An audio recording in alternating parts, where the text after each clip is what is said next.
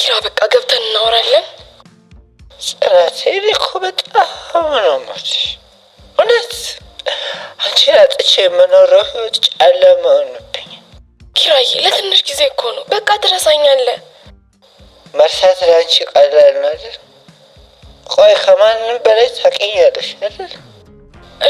እሺ በቃ አሁን እንግባ። የት ነው አቦጋቢ? አንቺ እኔ ቤት? ምን ማለት ነው ኪራ? አይሽ አይፈልግም። እርሳይን በልሽኝ አይደለ? ያው ከዛሬ ጀምረዋል። ገባሽ? ምን ማለት ነው ኪራ? ጠጥተሃል እኮ። ዛሬ እንግዲህ ጽናት ድራማ እንዳያችሁ ነው። ኪራ ጨብሶ መጥቷል። ጨብሶ ነው የገባው። ያው ሰክሮ ነው የመጣው። በነገሮች ሁሉ በጣም ተናዶ ሰክሮ ነው የመጣውና ጽናትን ከቤት አስወጥቶታል። በር ልከፍትለት ስትሄድ እዛ ብዙ አወራትና ከዛም በኋላ ካሁን በኋላ ላይሽ አልፈልግም፣ ስለዚህ ከቤቴ ውጪልኝ ብሎ በሩን አስወጥቶ በሩን ዘግቶባታል ከኋላ እና ያንኳኳሽ ነበር። እስቲ ምን ሊፈጠር ይችላል ብላችሁ ታስባላችሁ? ጽናት በዛ በጨለማ ብቻዋን የት ትሄዳለች? ምን ታደርጋለች? የሚለው አነጋጋሪ ነው። እኔ የምገምተው ወይ እነ ሀኒ ጋር ትሄዳለች ወይ ደግሞ በሩን ስታንኳኳ ራሱን የነኪራን ቤት በሩን ስታንኳኳ ሀሴት ሰማና ልትከፍት ትመጣ ይሆናል። አሊያም ደግሞ ሰኒ ጋር ትሄዳለች ብዬ አስባለሁ። እናንተ ምን ታስባላችሁ? ጽናት በዛ በጨለማ ብቻዋን ምን ታደርጋለች? የት ትሄዳለች? የሚለውን በኮሜንት ላይ ሀሳባችሁን እንድትሰጡኝ ጠይቃችኋለሁ።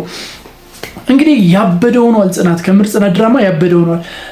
እነ ናኦሚ ቤት ነበሩ። እዛ ያው ሲያወሩ ነበር ከምሩ ጋር ጽናት ከምሩ ጋር ስታወራ ነበር። ፍቅረኛ ቢሄድ ፍቅረኛ ይመጣል ምናምን እያለች ስታወራ ነበር። ያንን ነገር ደግሞ ኪራ ሰምቷታል። ከኋላ ሲመጣባት ማለት ነው እና ሰምቷታል። ፍቅረኛ ቢሄድ ፍቅረኛ ይመጣል። ይሄ የአብዛኛው ሴት አመለካከት ነው። ስለዚህ ወንዶች ከምር ከሴቶች ተጠንቀቁ። ያው ሴቶች ሀሳባቸው እንደዛ ነው።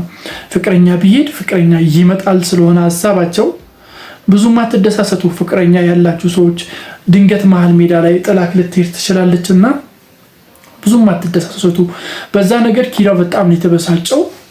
ያው እነ ናኦም ጋር ነው ያደሩት እና አንድ ሶፋ አጠገብ ላጠገብ አንድ ላይ ነው የተኙት ማለት ይቻላል። አንድ ላይ ነው የተኙት። ግን በግለሰብ ደረጃ እንደዚህ ይቻላል እንዴ? ያው ድራማ ሆነ እንጂ ድራማ ባይሆን አሁን እዚህ ጋር በጣም ብዙ ነገር ነበር የሚፈጠር። የምረት በጣም የሌለ በጣም ብዙ ነገር ነበር የሚፈጠረው ማለት ነው።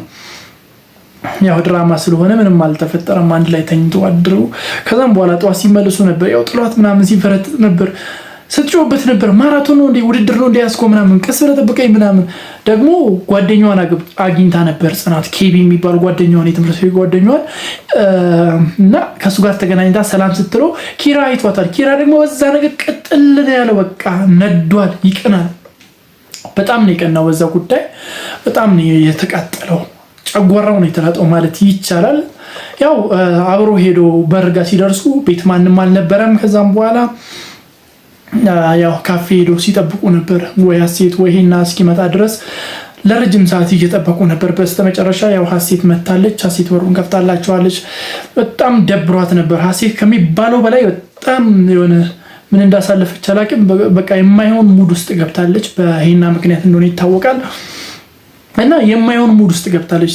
ሲያዩት በቃ ፊቷ ምናምን ልክ አይደለም ነው። ተናዳለች፣ ብበሽቃለች። እንደዛ አይነት ነገር ሙድ ላይ ነው ያለችው። ምን ሆነሽ ሲሏት በቃ ደበቀችው። ምንም ላለመናገር ነው የወሰነችውና አውቆባታል ኪራ። ከዛን ጽናትን ውሃ አምጪላት ብሏት ነበር። ያው እሷ ውሃ ልታመጣ ስትሄድ አቀፈችው። ከዛም በኋላ ተነስታ ሄደች። ብቻ በጣም ነው የተናደደችው። ሄና እንደውም መኝታ ቤቷ ድረስ ሄዶ መኝታ ቤቷ ድረስ ሄዶ ሲያስጨንቃት ነበርና ተያይዞ ነበር አንገት ለአንገቱ ጽናት በመካከላቸው መጣች። ከዛም በኋላ ሰላም ነው ምናምን ስትላቸው ነበር። ከዛ ያው ይሄን አለቁ ወጣ። ጽናት እንግዲህ ሞክራለች ልታማክራት፣ አውሪልኝ ምንድነው እንሹ ተንፍሺ ይቀልሻል ስትላት ነበርና ግን ያው ልትነግራት አልፈለገችም። አታምንም፣ ሰው አታምንም፣ እንደዚህ በቀላሉ አታምንም። ምክንያቱም ጠባሳ ደርሶባታል ሴት ከዚህ በፊት። ስለዚህ ሰውን እንደዚህ በቀላሉ አታምንም፣ አልነገረቻትም። ብቻ ያው ጽናት ደግሞ አልጋ ስታነጥፍ ከኋላ መጥቶ ወገቧን እያረጋት ነበር እና ተቆጥተዋለች። ምንድነው ምን ፈልገህ ነው ምናምን ስትለው ነበርና ያው እሱ ተቅለሰለሰ። ቁንጅናሽን ምናምን ሊበላቸው በአንድ ቤት ውስጥ ሁለት ድንጋይ ሊመታ ከባድ ሰው ነው። ለማንኛውም ግን ያው ኪራ ከሰማው በተለይ ጽናትን እንደዛ ሲያረግ ኪራ ቢደርስበት አፍንጫውን ሰብሮ ነው የሚወጣው ከዛ ቤት ብዬ አስባለሁ።